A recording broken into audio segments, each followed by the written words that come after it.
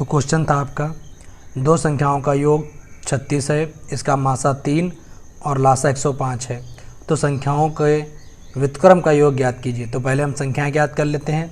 तो जैसे कि हम पहले करते आए हैं कि पहले हम अनुपात मान लेते हैं। जब भी हमें मासा दिया गया हो संख्याओं का तो अनुपात हमने क्या मान लिया, ए अनुपात बी। अनुपात मानते ही मासा से गुणा करते ही हमें पहली संख्या और दूसरी संख्या मिल गई। इसके बाद अब हम जानते हैं कि अगर हमारे पास पहली संख्या हो, दूसरी संख्या हो, हमारे पास क्वेश्चन में मासा हो, लासा हो, तो फिर हमारे पास एक सूत्र आ जाता है जो हमने क्वेश्चन टाइप 2 में देखा था कि पहली संख्या गुणे दूसरी संख्या बराबर लासा गुणे मासा। तो लगा दीजिए यहाँ पर पहली संख्या आपने मान ली 3a और दूसरी संख्या आपने मान ली 3b। लासा आपको 105 दिया गया है, मासा आपको 3 दिया गया है। तो ये दोनों 3 आपके उधर चले जाएंगे, तो यहाँ बचेगा a गुणे b। ये हो गया 105 गुणे 3 और ये डिवाइड में आ गया 3 गुणे 3। ये 3 से 3 चला गया, 3 3 9, 3 5 15। तो a और b का मान कितना आ गया, 35। अब हमें a और b को ऐसे तोड़ना है कि दोनों का गुणनफल 35 बने। तो हमारे वो जोड़े क्या क्या बनेंगे, तो देखिए एक 35 बन सकता है आपका पहला, या इसके बाद 7 और 5 बन सकते हैं आपके। अब ये दोनों जोड़े आपके अगर हम बात करें तो ये सहअभाज्य गुणनखंड है। हम क्वेश्चन में कौन सा लेंगे तो आप कोई भी लेकर देख सकते हो जिससे आपका आंसर बन जाए। तो पहले हम 5 और 7 को लेकर देख लेते हैं। तो अगर हम 5 और 7 को लेते हैं तो पहली संख्या हमारी 3 गुणे a है, तो क्या हो जाएगी ये 3 गुणे 5 मतलब 15। दूसरी संख्या की बात करें तो 3 गुणे b है, मतलब 3 गुणे 7 मतलब 21। तो ये 15 और 21 बन जाएगी। फिर क्या इन्होंने बोला था, व्युत्क्रम का योग करिए आप, जो संख्याएं मिले तो इनका हम व्युत्क्रम करके योग कर लेते हैं। तो इधर कर लेते हैं, ये हो गया आपका 1/15 और ये हो गया 1/21।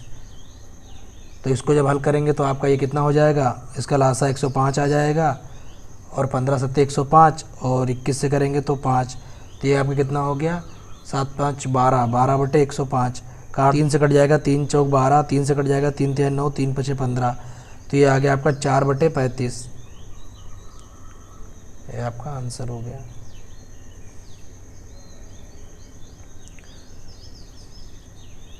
अब देखिए क्या ये आपका, अगर हम ये क्यों नहीं ले रहे थे, ये भी तो अगर हम ये ले लेते और यहाँ पर रख कर संख्याएँ निकालते तो क्या उनका संख्याओं का योग 36 आता। तो इसलिए हम जो हमारे पास आते हैं, हमारे पास जोड़े जो आते हैं उनमें हम शर्तों को ज़रूर रखते हैं। चलिए अगला क्वेश्चन देखते हैं। तो अगला क्वेश्चन है, ऐसी संख्याओं के कितने युग्म हैं जिनका मासा 16 और लासा 136 है।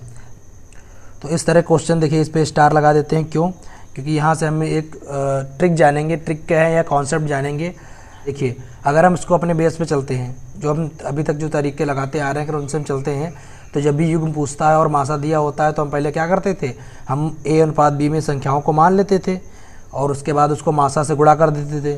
तो मासा से जब गुणा करेंगे तो आपको 16a और 16b ये क्या मिल जाती थी, संख्याएं मिल जाती थी, जहाँ पर ये आपकी पहली संख्या होती थी और ये 16b जो निकली आपकी दूसरी संख्या होती थी।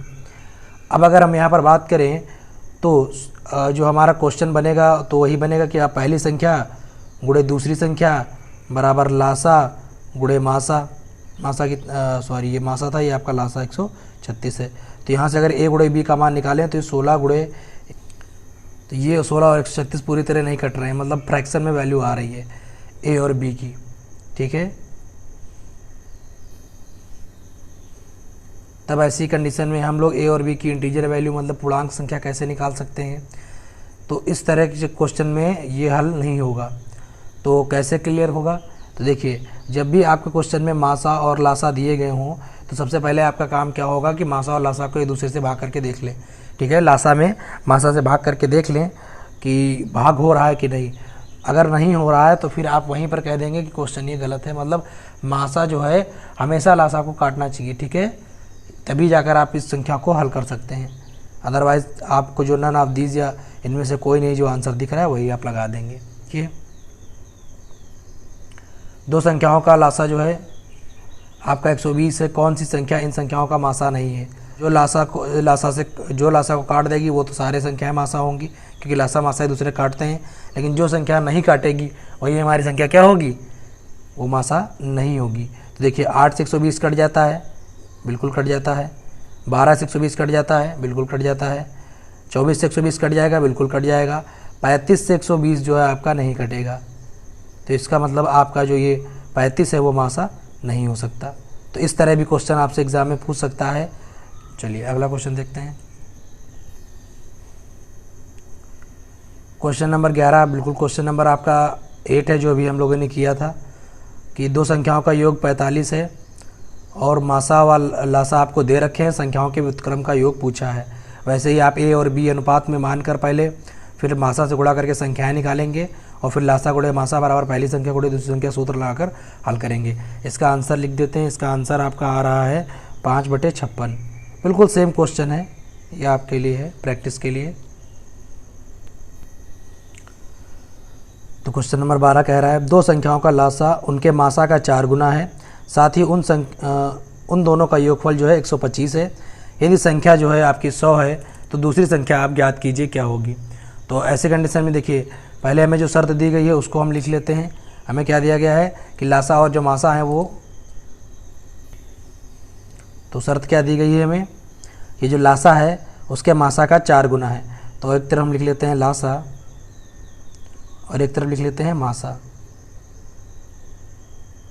अब देखिए हमने आपको बताया था जिसके साथ क्या के लगा होता है, ऑपरेशन या जो भी शर्त दी गई होती है उसी के साथ लगाई जाती है। तो यहाँ पर मासा का 4 गुना है, तो अगर मासा में 4 से गुणा कर दें तो क्या बन जाएगा आपका लासा बन जाएगा। मतलब लासा को अगर आप L से दिखा दो तो आप इसको मासा को अगर H से दिखा दो तो इसको 4H लिख सकते हो। ये दोनों में रिलेशन आपको शर्त दी गई थी। इसके बाद क्या कहा है, उन दोनों का योगफल भी आपको 125 दे दिया है। तो मतलब लासा और प्लस मासा ये आपका जो योगफल है वो कितना दे दिया है 125। तो लासा की बात करें तो लासा को अभी हमने क्या देखा है कि हम 4 गुणे मासा लिख सकते हैं।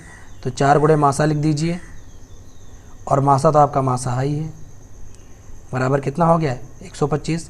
लासा को हमने 4 गुणे मासा क्यों लिखा, क्योंकि ऊपर हमें शर्त में दिया गया था।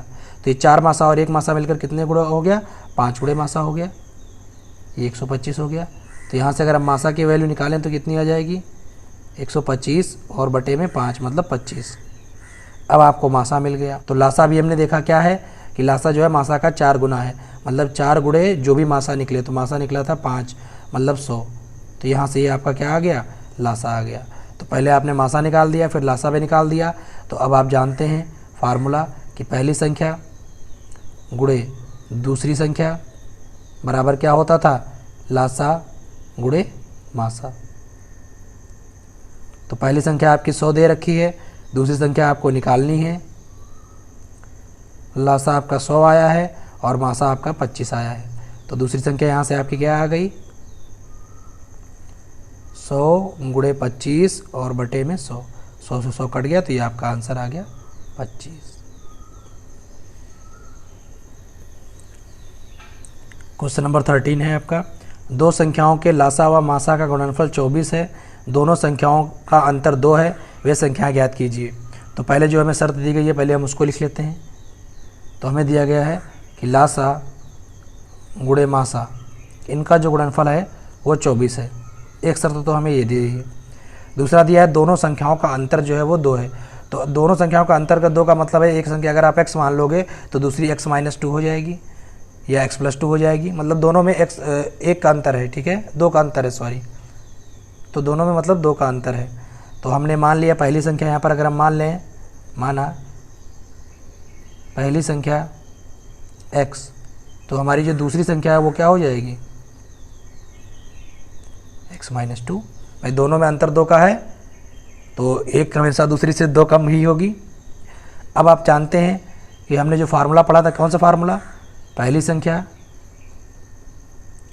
गुणे दूसरी संख्या बराबर लासा गुणे मासा।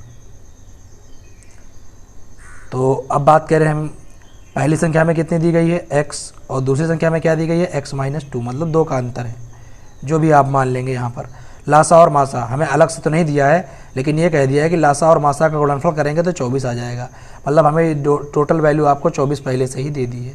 अब आप इसको गुणा कर लीजिए, ये हो गया आपका x² - का 2x और 24 इधर ले आइए, माइनस के 24 बराबर 0।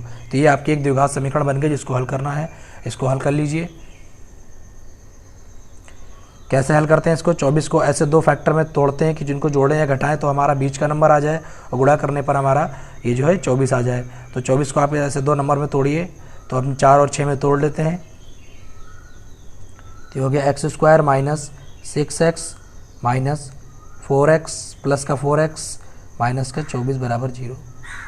तो हमने इसको 2 को 6 और 4 में तोड़ लिया। 6 में से यहाँ से देखिए पहले से क्या कॉमन मिल जाएगा? x, तो यहाँ बचा x माइनस 6 और यहाँ से 4 कॉमन मिलेगा आपका।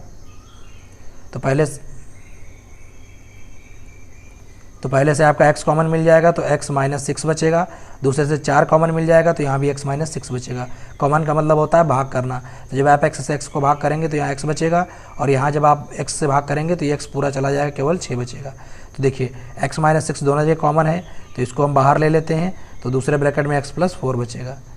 तो यहाँ से आपके x की दो वैल्यू आई। एक x माइनस 6 को 0 करेंगे तो x बराबर 6 आ जाएगा और एक x प्लस 4 को 0 करेंगे तो x बराबर माइनस 4 आ जाएगा। हम पॉजिटिव वैल्यू ले लेते हैं तो x की वैल्यू हमने कितनी ले ली? 6। तो अगर एक हमने x को पहली संख्या को 6 मान लिया तो दूसरी संख्या क्या हो जाएगी? उससे 2 कम, मतलब 6 माइनस 2, मतलब दूसरी संख्या क्या हो जाएगी? 4 हो जाएगी। तो हमारी संख्या क्या हो गई? 6 और 4।